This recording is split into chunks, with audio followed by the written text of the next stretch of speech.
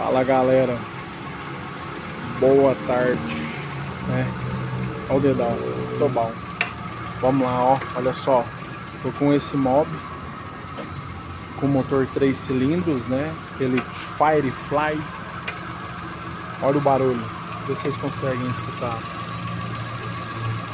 O barulho parecendo de rolamento, de correia, de colar de embreagem, né? Não é nada disso. Espero que esse vídeo ajude, né? Quem for pegar um mob desse, ó.